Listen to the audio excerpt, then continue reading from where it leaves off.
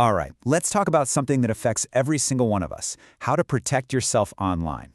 We're going to break down how all those little bits and pieces of your information can be put together to build a surprisingly detailed picture of you, and, most importantly, what you can do to stop it.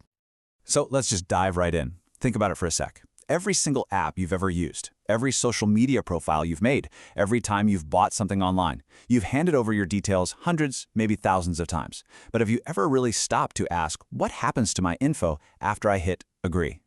You know, the best way to picture this is to think of your personal data like puzzle pieces. Your name, that's one piece. Your email address, that's another. Your password, where you live, they all fit together to create a picture that is uniquely you. Now, one of those pieces on its own might not seem like a big deal. We trust the companies we give them to, right? But what happens when that trust gets broken? What happens when those companies have a data breach? Not just the huge ones you hear about on the news, but all the little ones that happen all the time. And that is where the real danger kicks in. It's this thing called the mosaic effect. See, a single data breach might only leak one or two of your puzzle pieces. But the mosaic effect is when bad guys collect these scattered pieces from lots of different breaches and start putting together that full, detailed, and pretty dangerous picture of you. And hey, this isn't just some abstract theory. It actually happens over years. Just look at this timeline. A breach at Last.fm back in 2012 leaks a username. That same year, LinkedIn leaks a password. Then you fast forward and another breach exposes a name and location. Each one by itself seems kind of minor, but put them all together and they're slowly building that mosaic. Okay, check this out. This chart really brings it home. This is for just one person who was unlucky enough to be in 7 different data breaches. In total, 11 different types of their personal info got exposed. But look at that first bar. Their email address? It was leaked in every single one. You see where this is going, right? Your email address is the common thread, the thing that connects everything. It is literally the glue that lets anyone, criminals, companies, whoever, take all those scattered puzzle pieces from all those different places and stick them back together, pointing right back at you.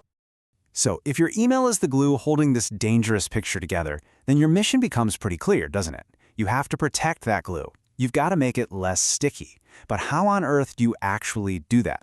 Well, let's look at a really practical way to defend yourself. You can basically dilute the glue by using what's called an email masking service. These tools are awesome. They create a unique, totally random burner email address for every single new website you sign up for. All the emails still come to your normal inbox, but the website itself never actually sees your real email address. And this right here shows you the difference perfectly. It's night and day. On the left, when you use your one real email for everything, you're creating a single chain. If one link in that chain breaks, everything connected to it is vulnerable. But on the right, using those masked emails breaks the chain. Each account is separate, so if one company gets breached, the damage stops there. It can't be linked back to the rest of your online life. But look, protecting yourself from hackers and criminals is only half the battle. What if I told you there's an entire perfectly legal industry built on doing almost the exact same thing? Collecting, combining, and selling your digital puzzle pieces. Well, there is. They're called data brokers, and their entire business model is to create these incredibly detailed, high-definition portraits of all of us. Not for identity theft, but to sell to advertisers, marketers, and other businesses who want to know absolutely everything about their potential customers. And the scale of this is, well, it's just mind-blowing. Get this. One single data broker claims to have detailed profiles on over 3 billion people. Just think about that for a second. It's a crazy reminder of how little control we have over our own data once we give it away, even when no laws are actually being broken. So this all leads to a really big question, doesn't it? Should it be completely up to you to protect yourself? Should you have to manage hundreds of different burner emails and read the fine print on every single website? And the experts? They say absolutely not. People like Samantha Floriani, a digital rights advocate, argue that it is completely unreasonable to expect every person to become their own cybersecurity expert just to exist online. The systems themselves should just be safer. And what's really fascinating is that in some places, there are already laws that could help fix this. In Australia, for instance, there's a privacy rule that basically says companies have to collect information directly from you. That idea completely challenges the way data brokers work, since they get their info from thousands of other sources, not directly from you and me. According to law expert Dr. Catherine Kemp, if this rule was actually enforced, it would be an existential threat to these companies.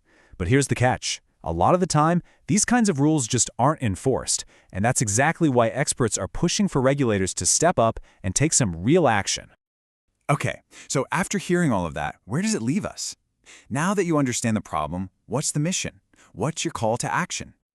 It really boils down to this. First, protect your glue. Seriously, look into those email masking tools. Second, just be more critical.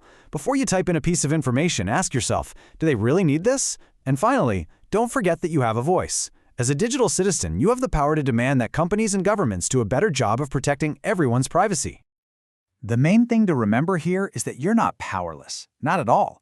You can absolutely take steps to build a stronger, safer, more private online life. And you can start right now.